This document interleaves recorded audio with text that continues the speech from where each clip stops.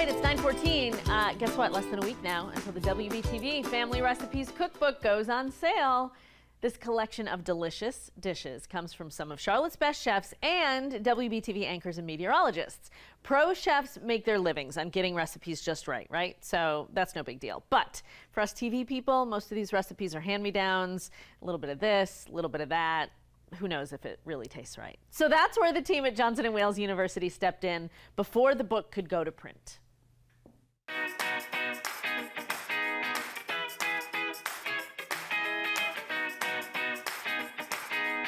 Ready to go? Yep. And do we have garnishes ready for those? I can do that right now. Okay. It's not our first rodeo on this one. I love photography and I like food styling, so I'm kind of in, getting back into the classroom, if you will. I thought it was exciting because I haven't gotten into the kitchen and cooked yet this summer, so I was like, this is a great way to practice for the next year.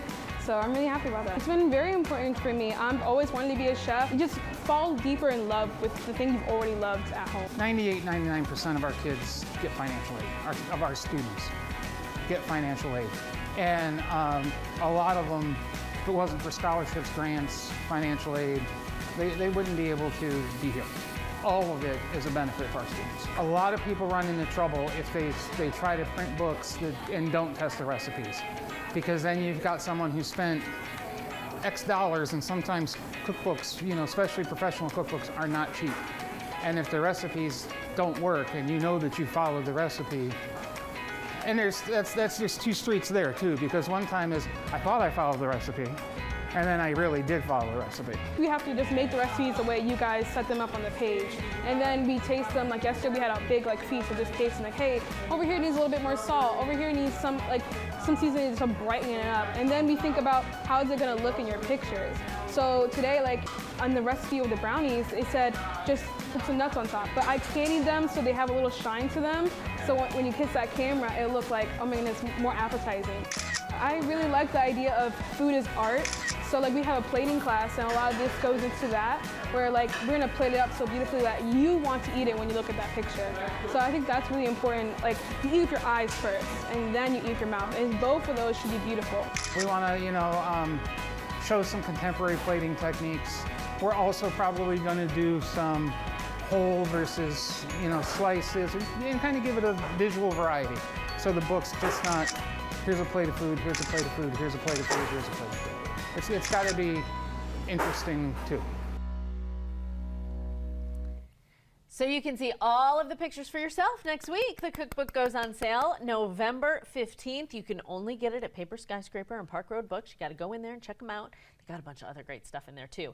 The books are $30 a piece. $25 from each book goes to, it's going to be split between the Bulb, which provides fresh produce to food deserts, and the Johnson & Wales Scholarship Fund, which, you heard Jerry talking about that.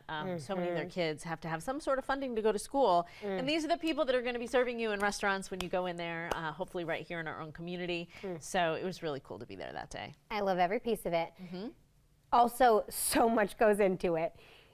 This lady's been working like a workhorse. And I know you're going to say so many other people have helped, and they really have. But I had no idea the extent to which goes into all of this just to get a book like that on the shelf. Yeah. It's incredible. Me neither, but I will say, Johnson & Wales has been an amazing partner.